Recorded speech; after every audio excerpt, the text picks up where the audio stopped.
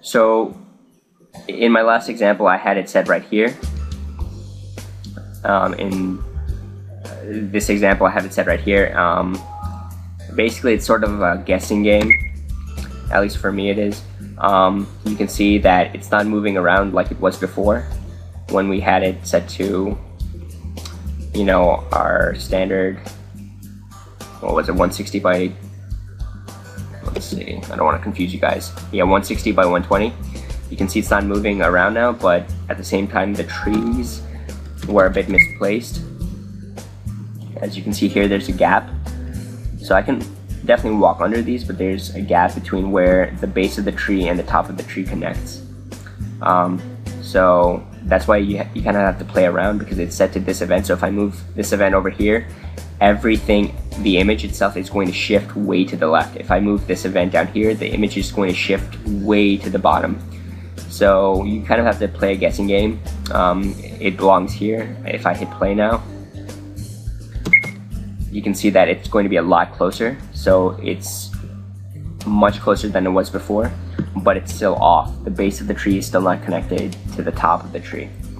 So in this case, what you want to do is go to the events, and I'm just going to hit Control Paste from the last time, but what it was is single variable. You want to change the X this time, because let me get rid of that really quick. Sorry, I know I'm being very, about going into the descriptions of all this. As you can see here, the overlay picture, the top of the tree is to the right of the base of the tree. That means its x-axis is greater than it should be. So in order to set it properly, what you want to do is, before you have the show picture event, you want to have a variable operation, single variable. You want your x coordinate for that picture to be subtracted. So instead of going further to the right, which would be add, you want to subtract it. You want to bring it back, move it to the left. So if I hit subtract, and again it's a guessing game, but eventually I ended up with 9. And now if I hit play, I'm basically subtracting it 9 pixels, so moving it 9 pixels to the left. And now you can see that the top of the tree and the base of the tree connect, which is exactly where we want it. So that is perfect. Another thing you may have an issue with, if this is checked off, picture scrolls with map, if that's checked off and you tried playing it now, what's going to happen is the image, the overlay image, will actually move as the hero moves about the map. So you may encounter that problem and be thinking, well, I did everything that he showed me in this tutorial. Why is it an issue? Well, you need to check this off, and it won't be an issue. Another thing with the show picture is you can change the transparency. We'll get into that a bit later. You can also change the magnification. There's more options here. If you double click additional attributes, you can tint the picture. You can also rotate the picture, rotate it at speed 1 or speed 9.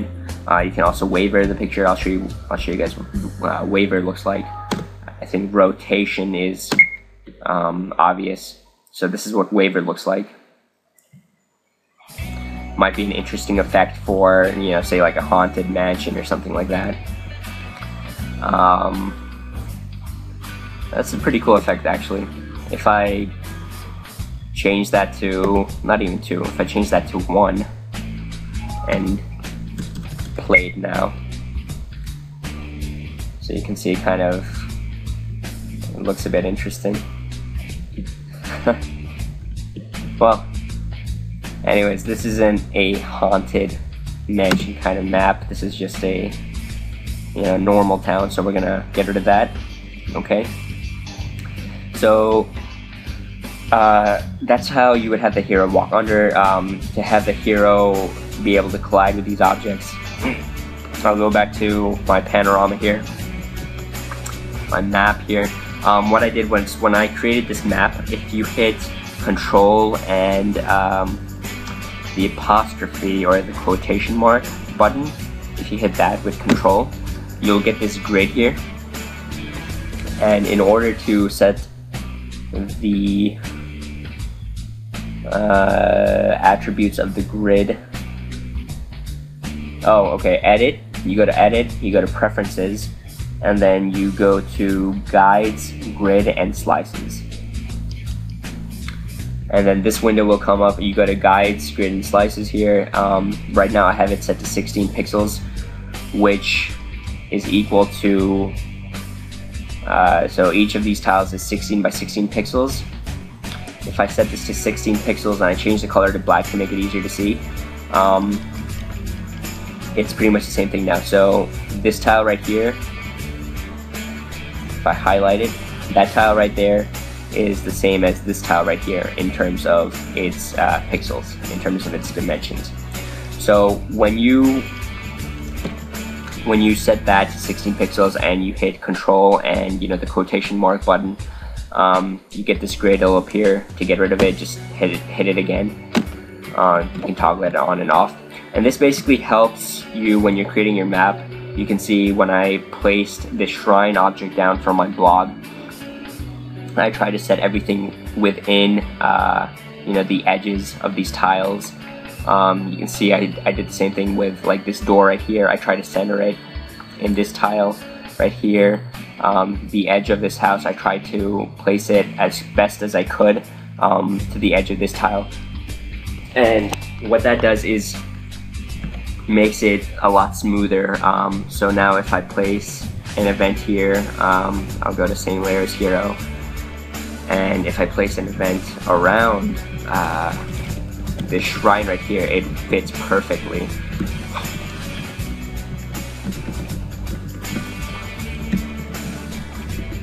And so now if I hit play, start a new game, when the hero walks to the edge of this shrine, he can't go any further. And it just fits perfectly because I took that extra time when creating this panorama to set up those guides. So you can see it works out a lot better than if you just randomly place it around and not consider the guides. Now, another thing I want to do is we want to have the water move. We created those 4 different images using the group of images in the water, the water group. I'm going to go to create a new event command, page 3, go to change parallax background. So remember we created these 4 images, each with a different water image. And well, actually we're going to set B first, then we're going to set C, then we're going to set D, and then we're going to set A. So this is enough work. We're also going to want to put in a wait command. Depending on how long you set this, my previous map I had it set to 0.2 seconds. If you want the water to move slower, you would set this to say 0.8 seconds or 1.5 seconds or whatever. If you want it to move faster, you would set it to 0.1 seconds, or you can even set it to 0.0 seconds, and you can kind of add those on, and it will actually make a difference in speed. I think you can add on 0.016 times until it reaches 0.1 seconds. So that's just something to consider. So there you go. This is going to be a parallel process, and if I play now, that's enough work to get this water moving. You can see if I go here, I'm still able to, it looks weird, there's no transparency when the hero walks over this water, but you can see it looks a little weird, it's a bit jaggy towards the end. If you want to smoothen out this animation, what you can do is after D, you can go backwards. So after D here, I would go C, and then wait 0.2 seconds, and then I would go B, wait 0.2 seconds, and then A. So it would go B, C, D, C, B, A, B, C, D, C, B, A, and then it would keep looping that over and over again with a 0.2 second interval. Now if I play it, you'll see if I go to the water here, it looks a lot smoother this time around.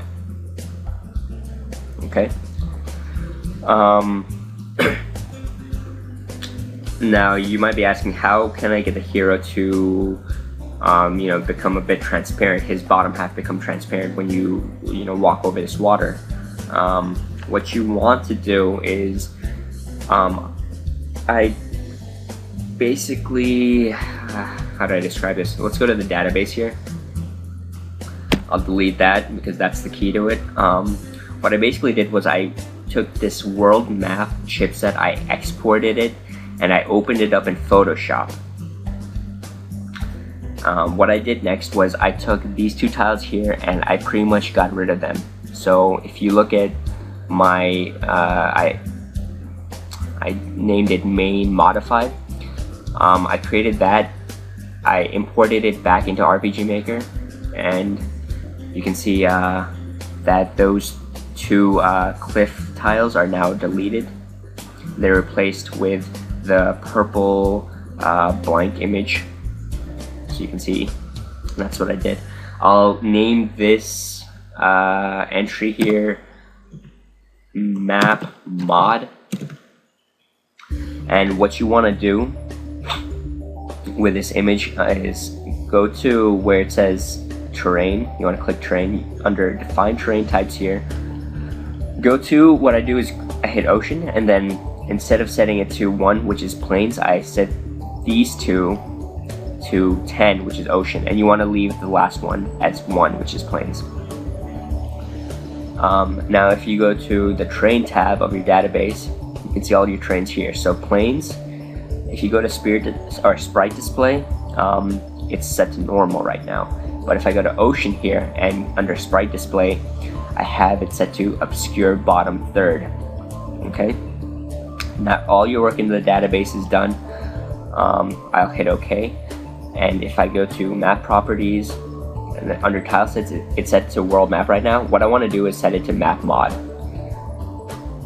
and actually no, I want to set it to world map and hit OK. And then I want to go to the lower layer, and remember these two that we got rid of in our map modified image. We got rid of those. I want to select one of these two, and I basically want to drag over our water source over here and cover that in its entirety with this graphic. Okay, so that looks good. Now what I'm going to do is, if you go to the database, you go to world map, these two are set to 1, which is plains, which is fine. Alright, we have it set to 1, that's fine. If I go to map properties and I change the tile set to map mod now, well, the tiles here no longer exist, so they disappear over here. But if you remember in the database under map mod, we have these two tiles set to 10, and ocean under terrain is set to sprite display obscure bottom third. So if I go and play this now, you'll see when I walk over the water, the bottom third of our hero becomes transparent and it looks a lot more natural. So that's how you get that effect. And if you have an issue, say he's supposed to be transparent right here, even though he's not, clearly he's not, you can simply go back to tile set and then go back to the lower layer, and you can, cover that tile with this graphic. However, it's fine the way it is, so I'm just going to hit map save. I'm going to go to map properties here and go back to map mod. Okay, so that disappears once again, and yeah, our map is looking a lot better. Okay, so other things I did, I'm just going to copy and paste some of these events and like that. What I did here was I changed the tint of the screen. I changed the red and green to 110. I decreased the blue to 90, and I changed the saturation. I increased it to 110. Transition time 0 because we want it to be immediate, and I also changed the the weather effect to rain weak, and parallel process trigger condition. If I copy and paste this event, what I did here was I imported a couple of images. These are overlays that you can, find wherever. You can just, search for them. A lot of times you can just create these in Paint. So this is a forest overlay that I changed the transparency to 85, which means it's very transparent. If I change it back down to 0, it's very visible. So I don't want it to be very visible, I want it to be very transparent, so I changed that top half, bottom half 85, and hit OK. The picture is 10. If you remember, our overlay image is 11. We actually want these to go, this forced overlay to actually go over this. So we're gonna have to change this to something above 11, say 15, and we're gonna change this to say 16. This is pretty much to give it a movie look. I'll give you a comparison here really quickly. So that's what it looks like now with the tint screen and the weather effect. If I go back and change this to parallel process, I'll add a wait command here, make it 100 seconds, because we don't need these pictures being displayed constantly, being generated constantly. We can have a, wait so it's generated every 100 seconds. Now if I hit new game, you can see the overlay. When I move around, it becomes more visible. If I stand still, it kind of blends in with the background. You also see that we have the movie borders on the top and bottom to give it a more cinematic feel. I like to do that a lot for my games. And I also have this event here for clouds. This is an image of a cloud that I created. It's a very large image. It's not one I would be able to import in the traditional sense. If I try to import this picture, it would give me an error saying that the image is too large. So what I had to do was, from the Photoshop file, I went to File, Save As, and then I opened up my RPG Maker tutorial directory. I went to Pictures, and then I placed it there. And I set the background as black because RPG Maker 2003 automatically makes black transparent, so I don't even have to worry about, whether it'll come out transparent or not. It just automatically sets anything with a black background, it sets the black as transparent. So what I did was I changed the specific coordinate to x960, which is the maximum x coordinate that it can be. Picture scrolls with maps, so the image starts off at the far right side with a high transparency, and then I had a move picture, which is found on the second page. Right under show picture, there's a move picture. I had that command display next, so it will move this image, which actually needs to be above the trees and all that, so we'll change it to 12. We'll change this to 12. We'll change this to 12, and I just want to make sure that, yeah, these are 15, 16. So with the move command, we have the x coordinate set to 0. So it's going from the far right, and we're moving it to the center, almost the center of the screen. Transition time is 800 of a second, or 80 seconds, or a minute and 20 seconds. The Y is going to be the same. The transparency, it becomes less transparent or more visible. So in the time frame of a minute and 20 seconds, the image will move from the far right to roughly in the center, and the transparency will drop, making the image more visible. And we also have under options here, it says halt other processes during transition, which means that this next event won't actually take place until this event is complete.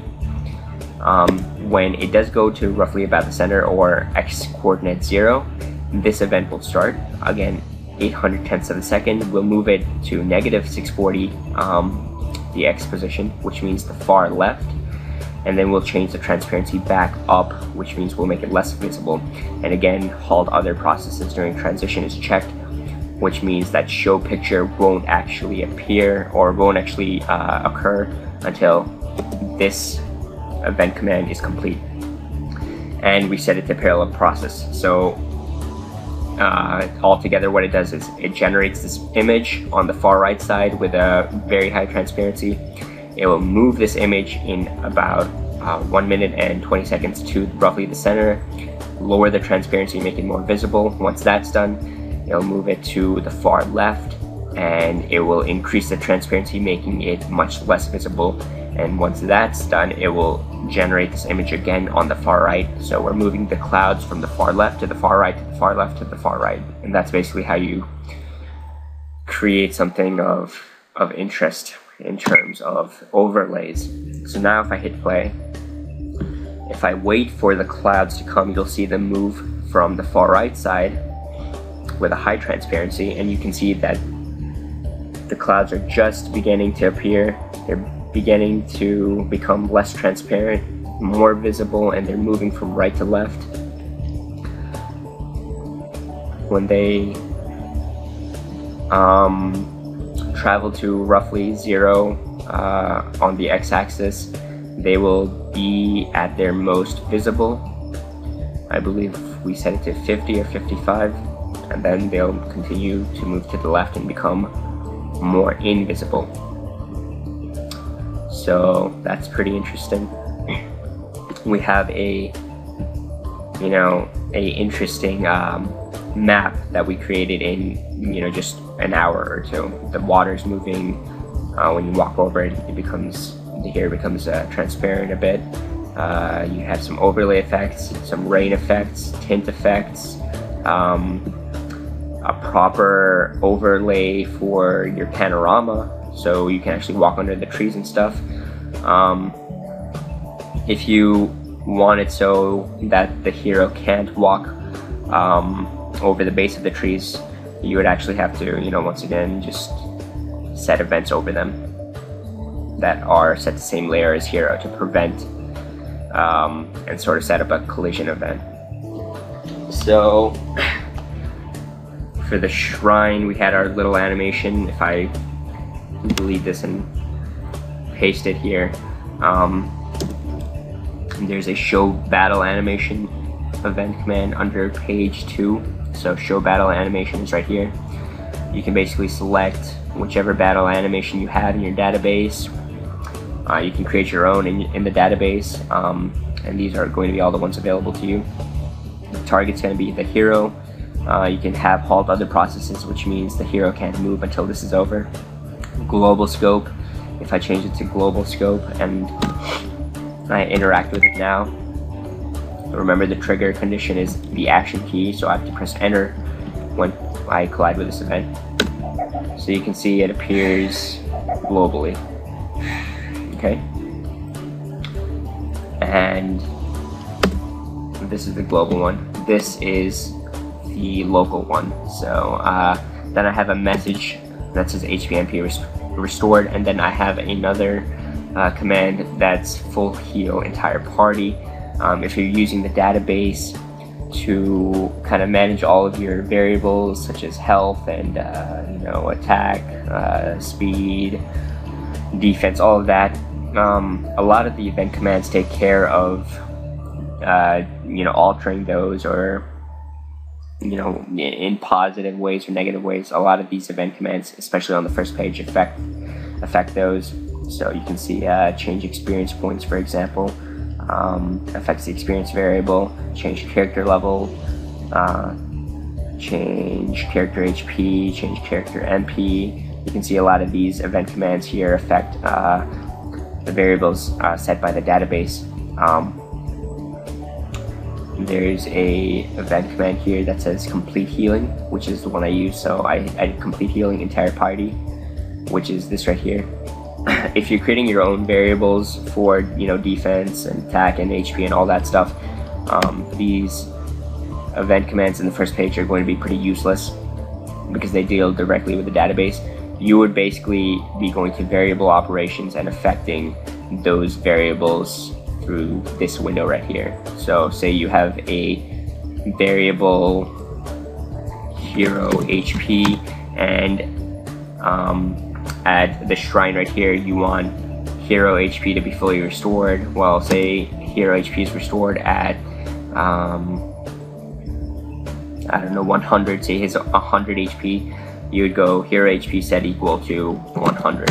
So if that's the maximum HP that your hero has, he would go to this event, a battle animation would show, a message would display, HP MP restored, and the variable hero HP would be set to 100, which is your max character HP.